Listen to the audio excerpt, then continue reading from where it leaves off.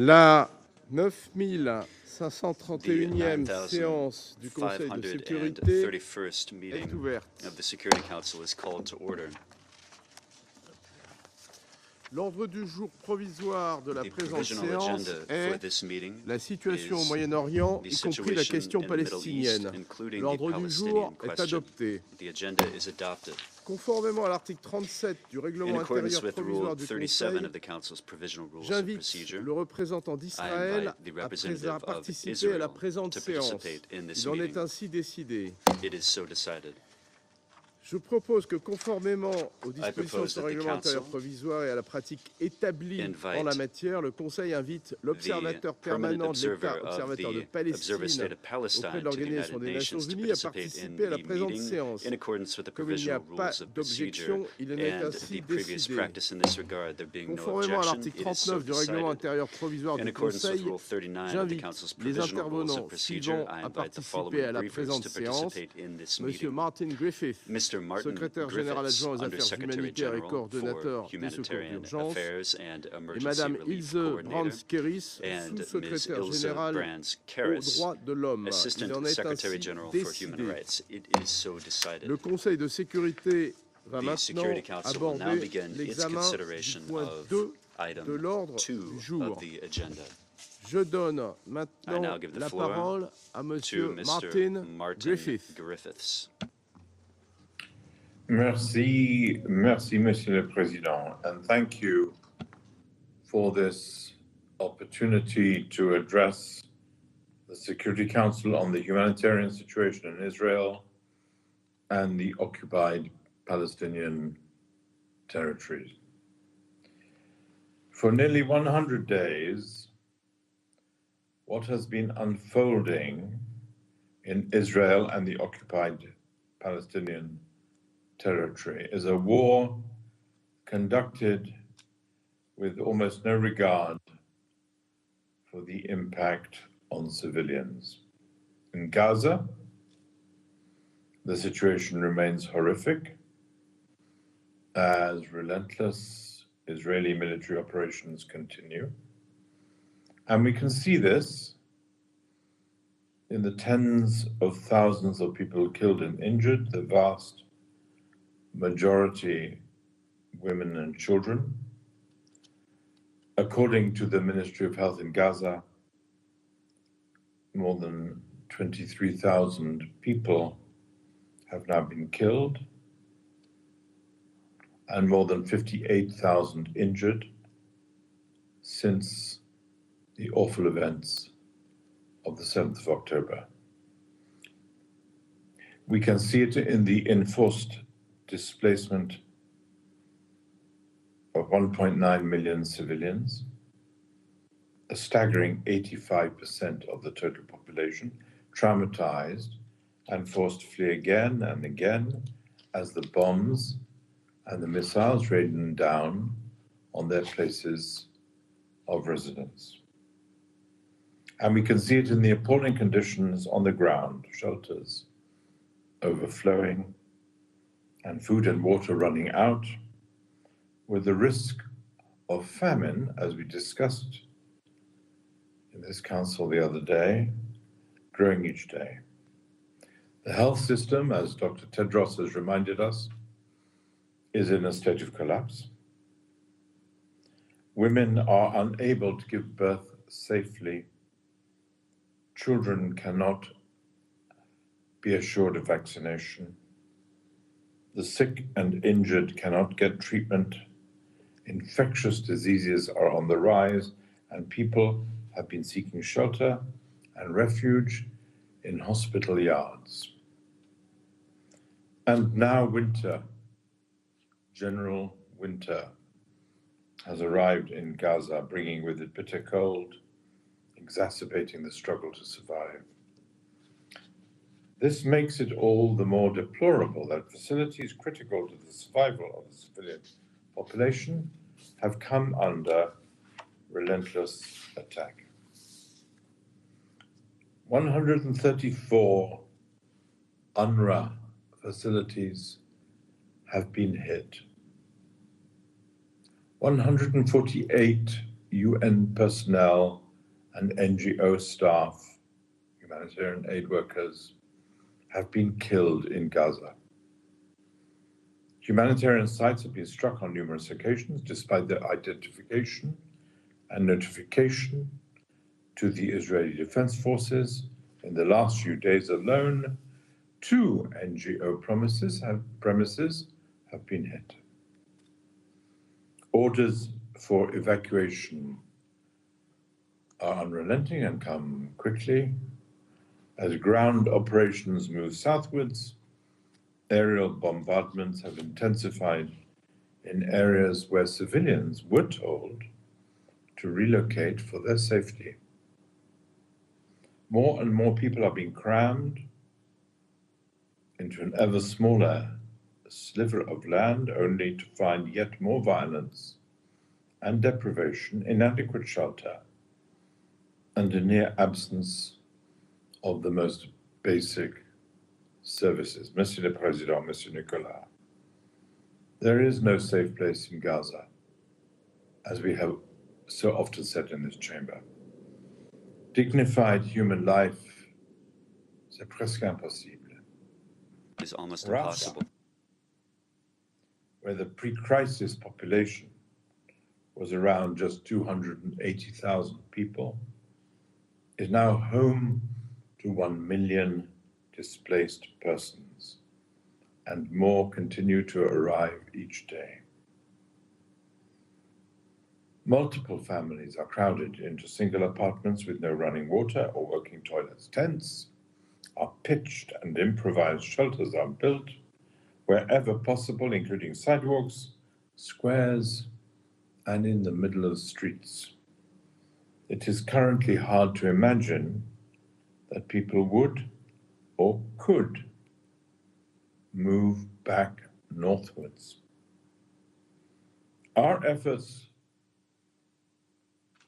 in the United Nations, under the leadership of our colleague Jamie McGoldrick, to send humanitarian convoys to the north have been met with delays, denials, and the imposition of impossible conditions.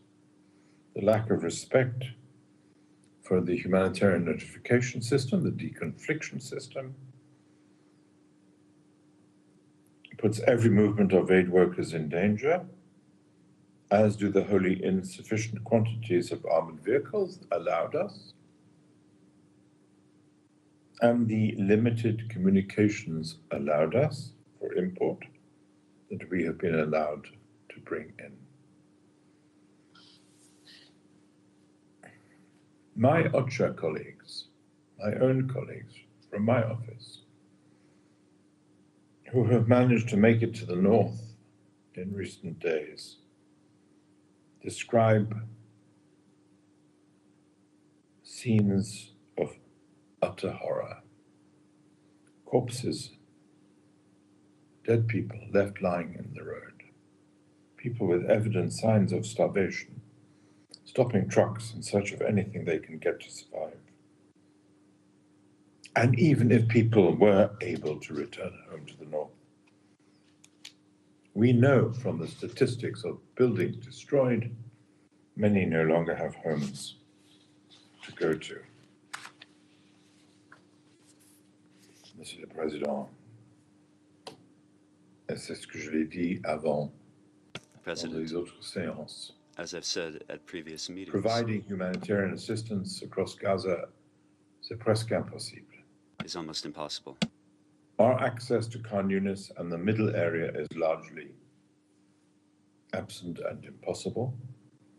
In the south, an expansion of the offensive into Rafah would seriously challenge already overstretched humanitarian operations that require extraordinary measures just to deliver the most meager assistance. I spoke perhaps too vividly the other day of the courage and humanity of those who try to make such deliveries. But it is true, we must remember their courage and those occasions of humanity. And while we have seen some minor increase in the number of trucks entering via Rafah, the Rafah crossing, and Kerem Shalom, humanitarian supplies alone will not be able to sustain more than 2 million people. We have said this before, the Secretary General has said this before. We cannot replace Gaza's commercial sector, the private sector, upon which 80% of the people of Gaza depended for their sustenance before this recent conflict. Commercial goods must be left in at scale and are, to that extent, so much more primary and important than ours. Comme je dis l'autre jour, a growing list of rejected items means we are unable to bring into Gaza supplies to rehabilitate life-sustaining infrastructure. The system for medical evacuation of patients to Egypt is woefully inadequate in the face of the torrent of needs. Monsieur le Président, in these circumstances, the spread of hostilities further southwards would significantly increase pressure for the mass displacement of people into neighboring countries. And we know we have all been thinking of this eventuality and the problems it brings with it. Some countries have already offered to host civilians who want to leave Gaza for their protection. I would like, with your permission, to emphasize that any persons displaced from Gaza must be allowed to return as international law demands. In this context, we are, of course, deeply alarmed by recent statements by Israeli ministers regarding plans to encourage the mass transfer of civilians from Gaza to third countries, currently being referred to as, quote unquote, voluntary relocation, unquote. These statements raise grave concerns about the possible forcible mass transfer of deportation of the Palestinian population from the Gaza Strip, something that would be strictly prohibited, of course, under international law. And any attempt to change the demographic composition of Gaza must be firmly rejected. Monsieur le Président, while Gaza is the epicenter of this crisis, we never forget, and none of us should forget, the 1,200 people killed, thousands injured, hundreds taken in the brutal attack by Hamas and other armed groups on Israel on 7th of October. And I have seen, as have you and have many of us, the films of these attacks and the accounts of abhorrent sexual violence of those days. Rocket fire continues into populated areas of Israel, causing more civilian casualties and trauma. The families of the hostages of all people, have been waiting for the release of their loved ones for nearly 100 days. Some came out in that pause, that momentary pause we had of 5 days of a certain freedom, or at least for some information about their well-being. Unfortunately, since November, no hostages have been released, and no information has been shared with their families and loved ones. More than 100,000 people have been displaced within Israel. Also, let us not forget the effect of this war on Israel as a result of the 7th of October attack by Hamas and other armed groups, and due to the ongoing rocket fire, as I have myself experienced in Tel Aviv, from armed groups in Gaza and Lebanon. I remain extremely concerned by the risk of a further regional spread of this conflict. We're seeing already increasing tension and hostilities in the West Bank, where there have been continued Israeli raids against Palestinian towns, alarming increases in settler violence resulting in death, displacement, and the demolition of homes. And we are all aware, as of course will be discussed later, of the increasing tensions and military activity in Lebanon, the Red Sea, and my own favorite country, Yemen. We cannot allow this to metastasize further. The consequences of a wider conflagration, as if this is not bad enough, would be unimaginable. Monsieur le Président,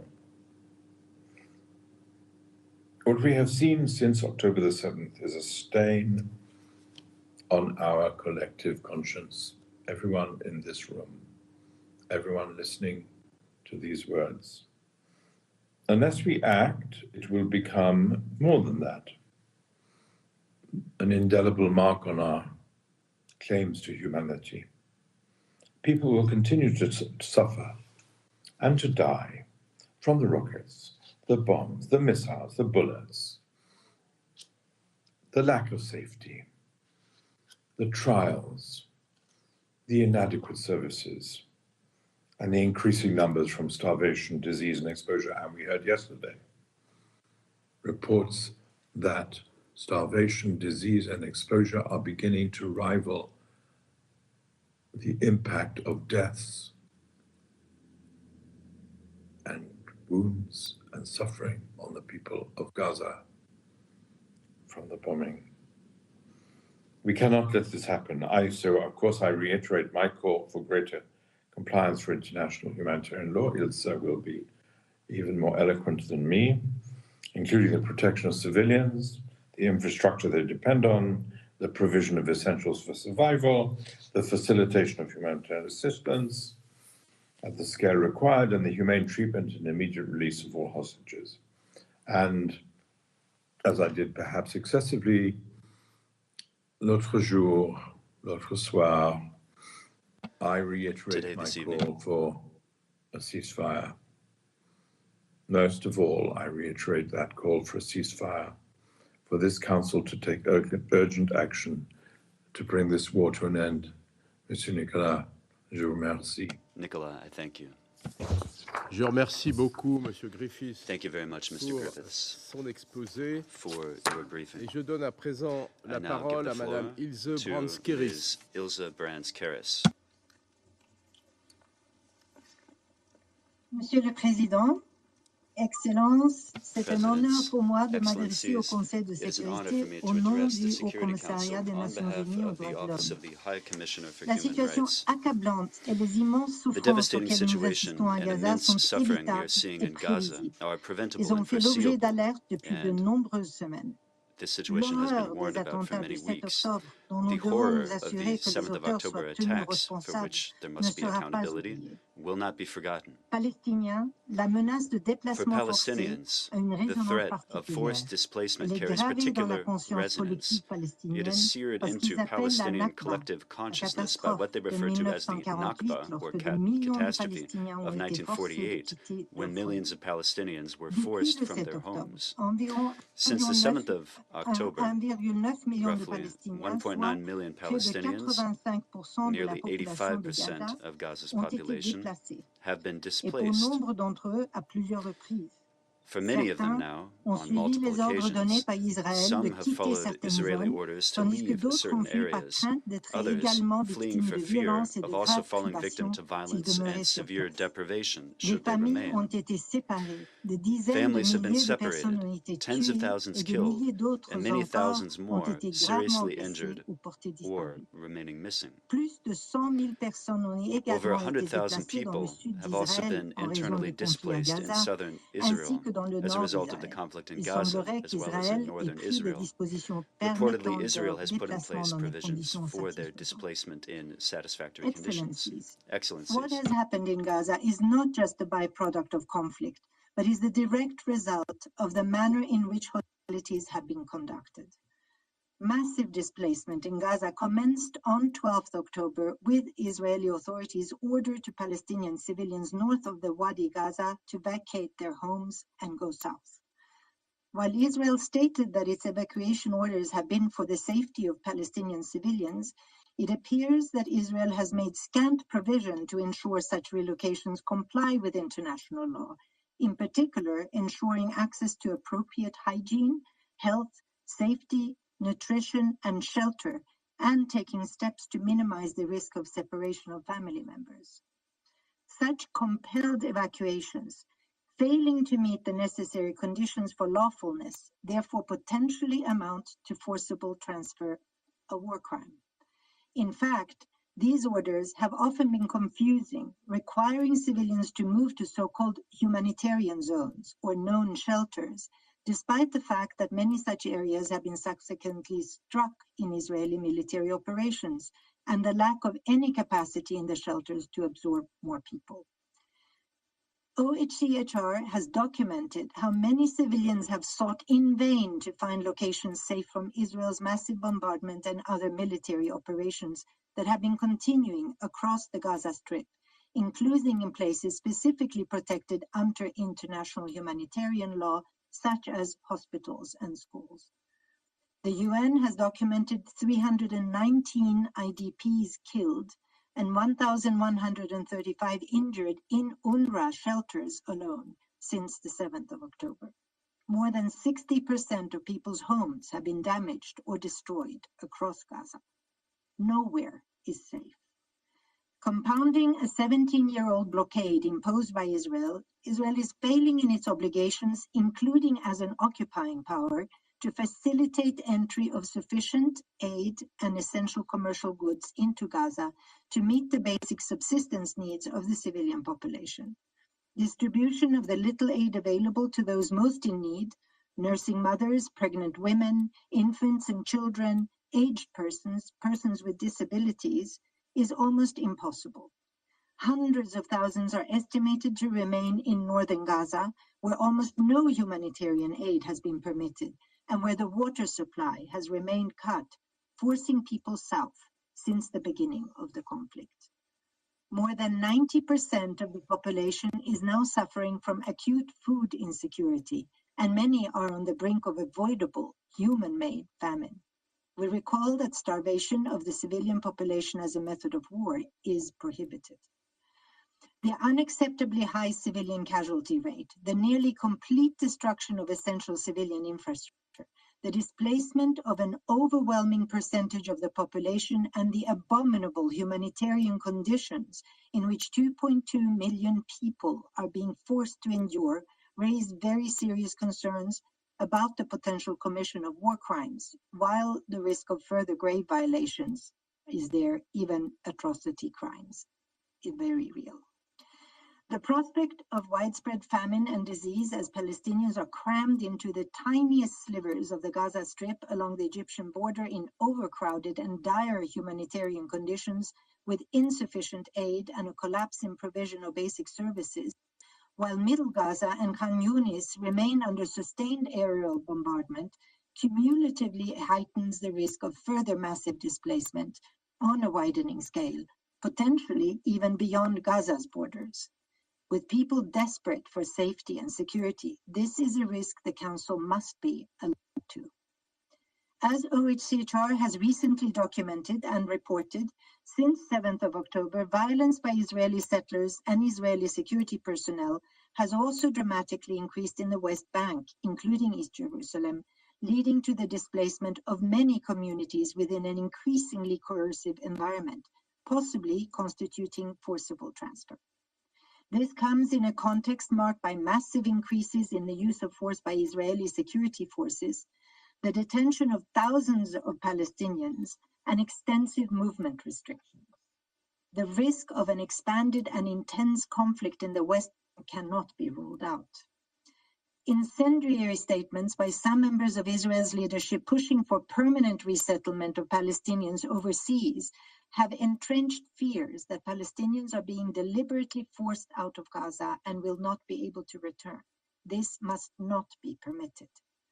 Palestinians' right to return to their homes must be subject to an ironclad guarantee.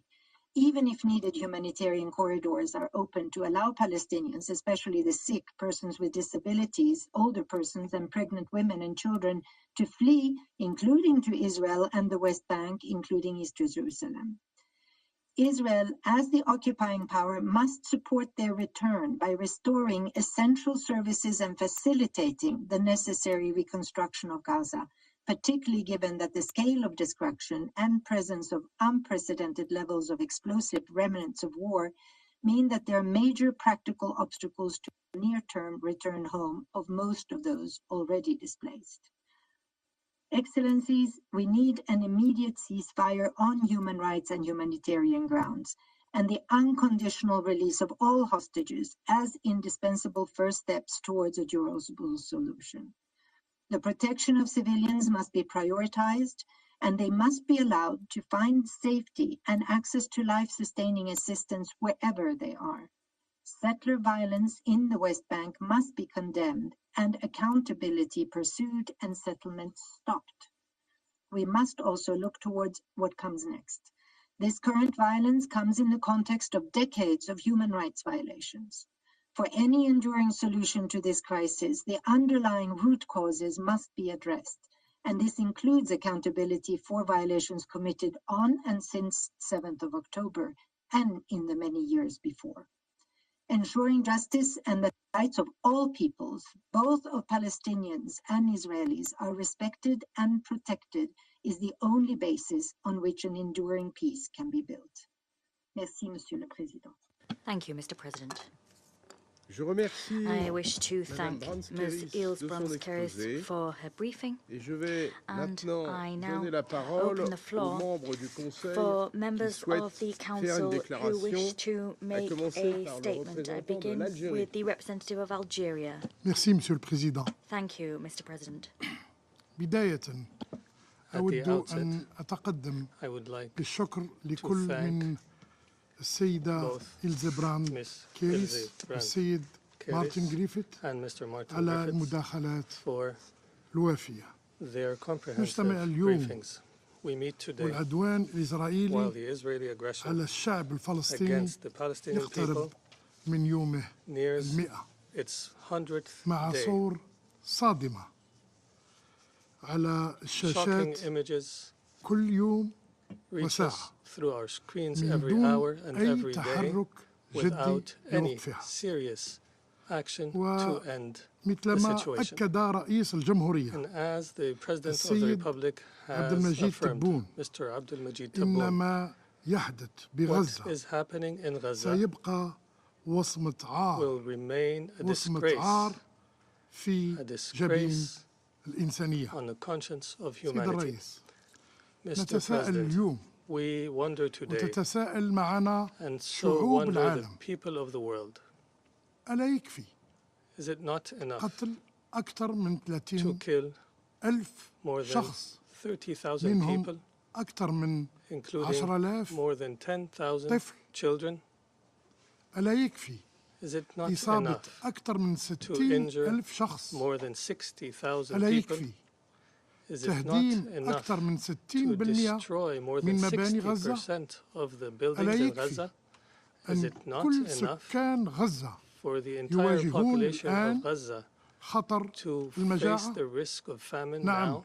كل Yes, سكان all غزة. of the population in هل Gaza. سيقبل المجتمع الدولي Will the international أن community يبقى أكثر من accept 2 مليون شخص that more than 2 million people يعانون الجوع؟ suffer hunger والمرض؟ and disease? سيد الرئيس Mr. President, إن القصف الهمجي لغزة the barbaric bombardment وتدمير of البنية Gaza التحتية and the destruction of its infrastructure واستهداف كل and ما the يرمز targeting لحياة of all بها signs of life in Gaza من الواضح إنه يهدف clearly إلى is a جعلها targeting مكان of غير قابل making للحياة Gaza uninhabitable. وأيضا قتل In الأمل addition, بالعودة it إلى seeks to الديار kill في نفوس the hope of الفلسطينيين returning home in the hearts and وهذا minds of the من أجل Palestinians. تسهيل وتنفيذ in order to facilitate مخطط and implement تهجيرهم خارج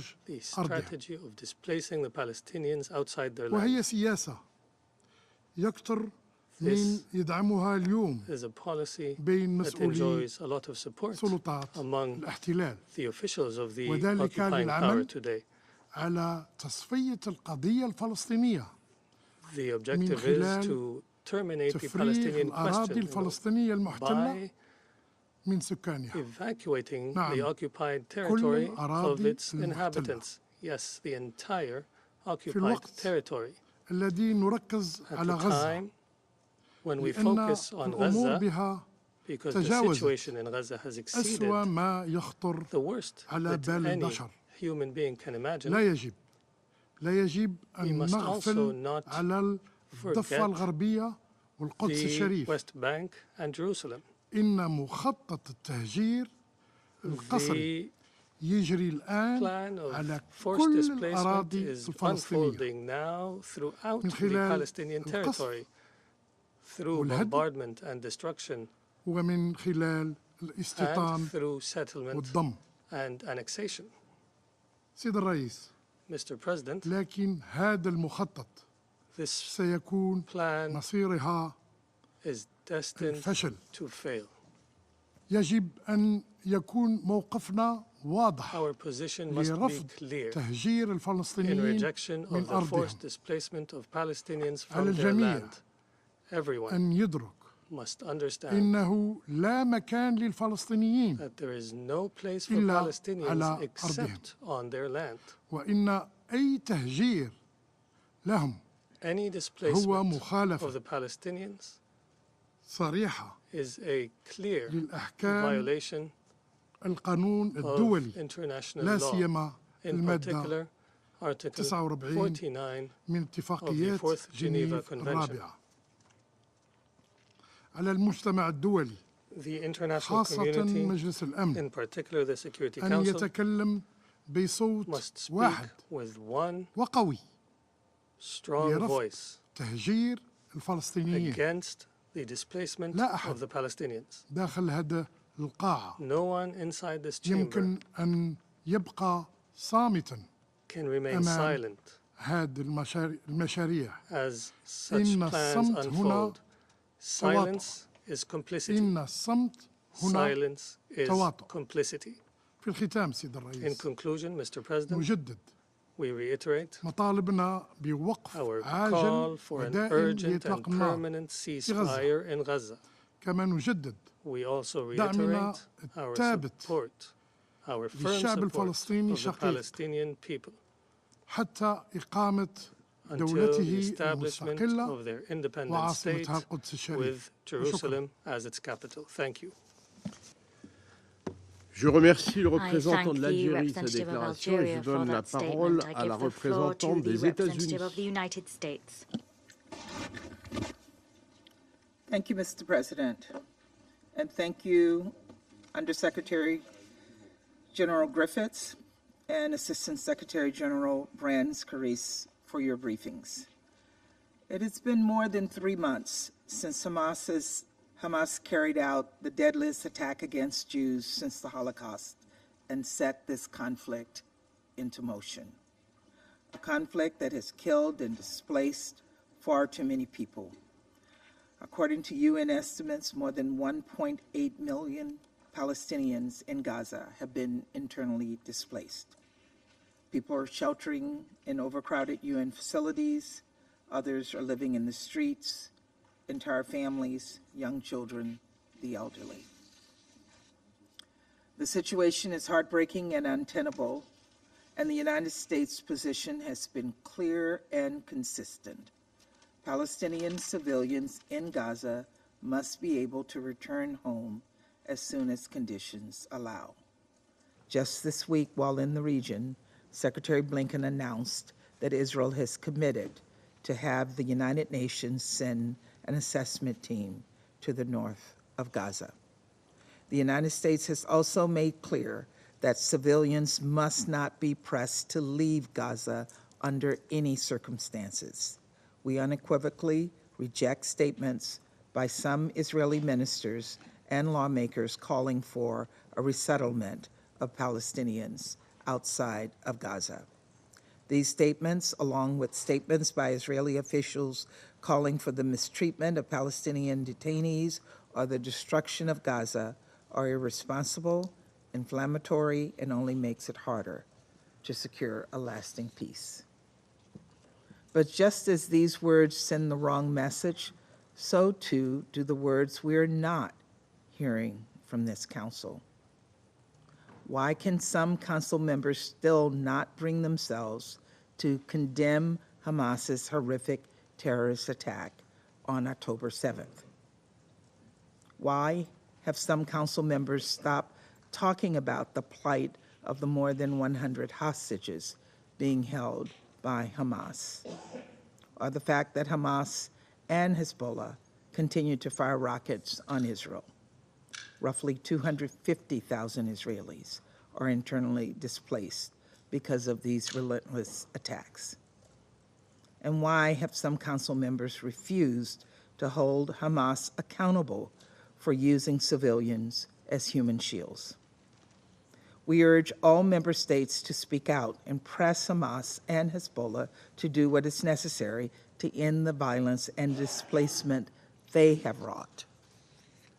Colleagues, even as this council focuses on the conflict in Gaza, we must not turn our attention away from the West Bank, where there has been an unprecedented rise in violence in recent months.